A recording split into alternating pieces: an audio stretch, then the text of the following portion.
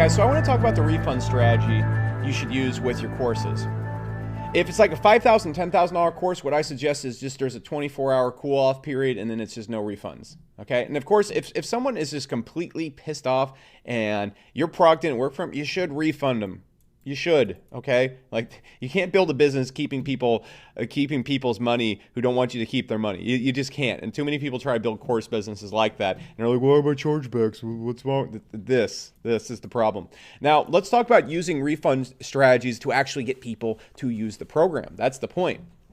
So if you ever go and look at most course refunds, they have these really sloppy action-based guarantees. Like if you go look, I think like one of Tai Lopez's is like, you got to set up an LLC. When I set up an LLC for my first business, I was down at like the courthouse. It was confusing. I didn't know what I was doing. It was a total mess. So why is this here? It's because people won't usually set up an LLC. I don't know if this is 100% truth, but most people's are set up with this goal in mind. I'm not poking anything at Tai. I'm just saying most people's refund guarantees are set up as a way to prevent people from getting a refund at all. That's unethical. That's bullshit. And you also cannot build a business around keeping people's money that don't want you to keep their money. So what can we do here? Well, how you want to structure your refund guarantee is you want to structure it to get people to the key points in the course where they get results. Okay, so our refund guarantee at HCOM takes like 30 minutes to actually execute if you get in there. So they need to go through the first 3 weeks. All right, we can watch this right here. And people that usually get through the first 3 weeks get results. They need to attend a Q&A session. All right. If they have trouble, they need to try and get help in the group. All right. So they need to post in the group.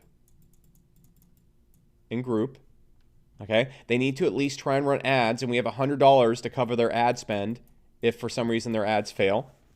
And they need to go and create a store. So these are the things people need to do to get results with their course. If people do these things right here, there's a lot of evidence they're usually going to get results. And so we use this to push people to do these things.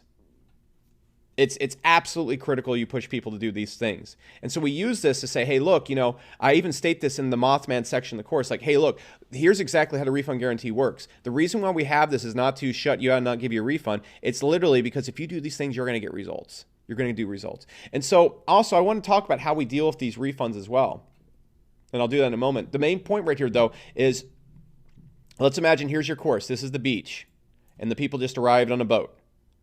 We want to get them to burn the boats just a little bit and get them moving forward. Now, you don't want to use this refund guarantee. You don't want to make this hoops that they can't complete, because you will get called out on that so fast in your group if you try and do that. I've seen it happen in other people's groups. So how you want to use this, though, is you need to find and isolate the places in your course to get the results and use that. Now, how do you handle refund requests? Well, first off, Jack is usually going to mitigate it. It's going to push them. I already talked about mitigating refunds and all the things you can do there. He's going to mitigate it, say, hey, look, why don't you go and do this? Why are you having trouble? Here's a solution to it. Or have you gotten your help in the group? Now, what Jack is also going to do is offer them, hey, look, can we just extend your guarantee another 30 days so you have more time to execute it? Because a lot of people will be like, I'm just running out of time and I haven't had time to apply the course. Well, you know what they're going to do if you give them if they don't use the course at all and you lock in their money, they're just going to charge back. Like they have their bank's phone number, they'll just do that. So what you want to do is like, hey, can we just extend the refund guarantee 30 days if that's the problem? Find out what the problem is when you talk to them. Half of cutting your refunds in half is just talking to the customer and be like, what's the problem? Oh, here's the fix to the problem. What's the solution? How can we negotiate a solution? And then, of course, you can do certain things like, hey, if you can't afford it, how about we go to $99 a month? Okay, if you can't make the next payment and you can't even afford $99.7, how about we just cancel payment plans right now? And you can just keep it for the $997 that you've paid, all right, out of the $2,000. Will that work for you?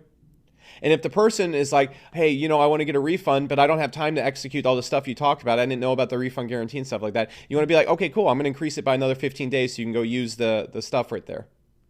Okay. We'll also have people, when they first come in, we have them sign a form when they come in that agrees to the refund guarantee. Like they sign something and it states the refund guarantee super clearly. And then one thing Jack will do is literally send their signature and say like, hey, you signed right here that you would give the course a fair chance. You're not giving the course a fair chance. And if you fail right here, it's on you.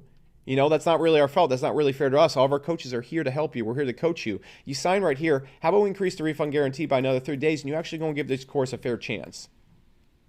A lot of times at this point, they're not even going to come back. All right, if they're not going to give, if they're not, after 30 days, we're like, dude, we just gave you another 30 days and you still didn't even do the course. What's the problem here?